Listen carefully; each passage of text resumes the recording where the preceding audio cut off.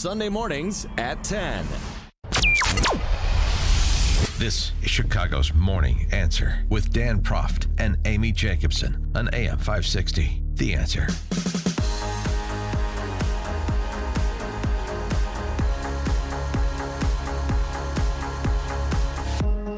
Top of the morning, Dan and Amy. Morning, Joe. I mean, I don't know how anybody gets through this show. I just saw this. It's insufferable. You really can't watch it. I just saw this clip from Rick Tyler, who's a former Ted Cruz spokesman, and he's now an MSNBC contributor. You have an idea where this might go. He's on Morning Joe to hew the party line that the Republican Party is over thanks to Donald Trump. Listen to this. And, of course, this does feature the signature Mika Sai. Try to get a smaller, more responsible, limited government. He's gone in the opposite direction of that. These tariffs, which he lies about, are taxes. They hurt the poor the most. When you start taxing food products at 25%, well, that doesn't mean anything probably to me and you, Joe. We could probably afford that. But it means a lot to a lot of people who can't afford to maybe the difference between eating today or not.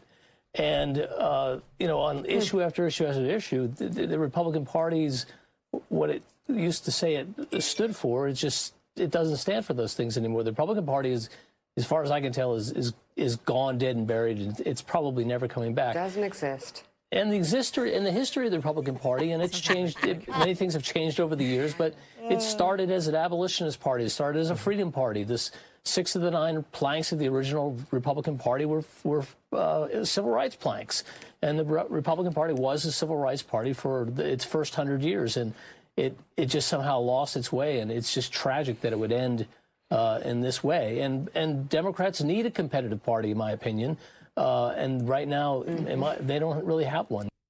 On the United States of America. Interjection. Yeah, I know. This is all very painful. You're going to have to inform a majority. Of her husband. Going to have to form a majority of the Senate that the Republican Party is dead and buried. A lot of governor's mansions, a lot of state legislators around the country. And it turns out that they're not all the same as it comes to particular policy positions, as well as personality types.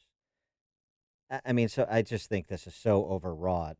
Of course, the President of the United States is going to be the dominant figure in his or her political party. And so that's what Trump is. I don't know why this has been suspended, or this means sort of the end days for the Republican Party if you don't like Trump. Barack Obama was the dominant figure in Democrat Party politics for his 2 terms. Obviously, he's still a dominant figure because, he's a former president. This is not new. And oh, by the way, the Republican Party being something less than fiscally conservative, unfortunately, that's not new either. When you run up $22 trillion in debt and another $100 trillion almost in unfunded liabilities, that's both parties doing it over the course of many generations. There's a good piece by VDH and National Review on this, too, sort of assessing the arguments against Trump and the policy disagreements, particularly from the center right on Trump. Trump or what exactly? And he goes through sort of topic area by topic area, even the most obvious ones, conduct unbecoming. Did Trump conduct liaisons in the presidential bed or restroom or office in the manner of liberal lions such as FDR, JFK, or Bill Clinton? Did he habitually use the N-word or expose himself to staffers, as did the great civil rights icon LBJ? Did he conceal a terminal health condition in the conspiratorial fashion of a Woodrow Wilson or FDR? Did the Trump Foundation flush with infusions of hundreds of millions of dollars, as was the case? Is the Trump Foundation flush with the infusion of hundreds of millions of dollars, as was the case with the Clinton Foundation during Hillary's tenure as Secretary of State, for all the talk of emoluments? I mean, I know these are moral relativist arguments, but elections are moral relativist exercises. For more on this topic, we're pleased to be joined by David Marcus. He's a New York correspondent for the Federalist, Federalist.com, contributor to New York Times, New York Post, and City Journal. David, thanks for joining us. Appreciate it. That's my pleasure. What about Rick Tyler's pronouncement that the Republican Party is DOA? Well, I think as Mark Twain said, I think the reports of the Republican Party's death are a little exaggerated. As you pointed out, the Republican Party's had, notwithstanding the sort of natural pendulum swinging back losses of 2018, it's still clearly, holds a lot of power. It holds the presidency, it holds the Senate, it holds lots of governorships and, state legislatures. So I think it's pretty silly, actually. I just so what is the sort of the need for people that are otherwise like I don't know. I mean, Rick Tyler is not some lunatic. I mean, he's like a seasoned, experienced political operative. Uh, Chris Wilson, the pollster. I mean, I don't know, maybe less so in my opinion, but regardless, people that are otherwise sort of center right perspective, they're not loons. What are they doing making pronouncements like this? What's the dynamic you think at play within sort of ostensibly the never Trump remnants in the GOP? Well, I myself was extremely never Trump during the election. I was very worried. I worried about Trump's rhetoric. I worried about his lack of political experience.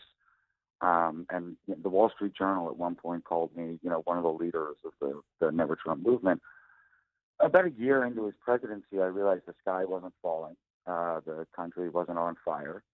Uh, I had gotten a considerable number of conservative wins, whether it was, the courts or tax cuts or moving the embassy to Jerusalem, a whole host of things. And I said, what, I was wrong about this. This is working out better than I thought it would. And there is this small group of very important, very influential, never Trump conservatives. I guess some of them still are. Some of them are Max Boot, Jennifer Rubin from the Washington Post conservatives anymore. I don't Yeah, know. good question. Some are. Some I have great respect for still, and I respect their opinion. They still think he's a big problem. Fine. The issue is that MSNBC and CNN and the New York Times and the Washington Post and NPR, they put these people front and center as if they represent some big group of conservatives out there who are worried about Donald Trump. And there is no big group. They are the group, and there's about 12 of them. Yeah, a small table of 12. Yeah, baker's dozen. So what was your reaction when you heard that Joe Walsh, who works at former radio, I don't know what he is right now with Salem, but that he announced that he's running against Trump? I, you know, it, look, we all look for attention, right? We all want to get our faces out there and get seen by the people. I mean, it's silly. Well, but it's worse than that, right? So I mean, it's silly. Like obviously, Trump's not going to lose the nomination. So what are you doing by trying to mount some kind of heroic stand against Trump in the GOP? First and foremost, I think you're trying to raise your own profile, and so clearly that's what he's trying to do. And I'm sure that there are outlets that'll, feed right into that desire of his. But I think the second thing is, you weaken the president, or you're at least trying to weaken the president in his attempt to get reelected. You look back to 1980 when Jimmy Carter was trying to be reelected. And in my opinion, thankfully he wasn't. But Ted Kennedy's primarying of Jimmy Carter certainly didn't help him, right? So there's no, the never Trump just want to say, oh well, no, well this is just to air ideas, but let's have a primary. That's not what happens with incumbent presidents, and it's really not what should happen here. And I don't think it should be seriously entertained by the voters or really the party unless Joe Walsh shows that he can poll over 0.1% or something. Well, and the funny thing about those erstwhile contenders to or the aspiring contenders to President Trump is almost to a person, whether it's Kasich or Walsh or Weld or Sanford. They're not. It's not an airing of ideas. They sort of can see that at the point. No, I don't really disagree with them on too much. It's just it's a character. It's a personality thing. Well, okay. Well, that sort of starts from the cult of personality politics premise, which conservatives are supposed to reject. Yeah, absolutely. I'm actually I'm the New York correspondent of the Federalist, but I'm actually talking to you from Oklahoma today. And for the second time this summer, I'm sort of driving across the country trying to take the temperature of people outside of New York City and Washington D.C., which there is a world outside of New York City and Washington D.C. I keep trying to tell people in the media, they don't seem to believe it, but and I talk to people about these tone issues, and they don't care. I mean, they just don't care. Like this is a big deal in Brooklyn. It's not a big deal in Tulsa. They understand. You know, does the president say things that make you roll your eyes and say, "God, would you please like put the phone down for a second?" Of course he does, but that's not what people vote on. People vote on, bread and butter issues, the economy, jobs. Can I feed my family? Are you going to send my kid to some like needless war? And so yeah, I don't know what I know what these candidates are doing. Like these candidates are trying to get on television, and there will be outlets that will say, "Hey, this is a great opportunity," just like with the Never Trumpers who don't represent any votes. MSNBC will say like, "Hey, we're going to throw you on television and pretend that you represent some kind of like renegade conservative viewpoint," but it's just really not there on the ground. He is David Marcus, New York correspondent for the Federalist, Federalist.com, contributor to the New York Times, the New York Post, City Journal. He's got a piece on the empty relevance of Never Trumpers, which I'll tweet out. And also, we'll look forward to your musings from your visits to the rest of America between the coasts. We appreciate it, David. Thanks for joining us. Thank you. And he joined us on our turnkey.pro answer line. If you're talking about it, Dan and Amy are talking about it. It's Chicago's Morning Answer on AM 560. The Answer.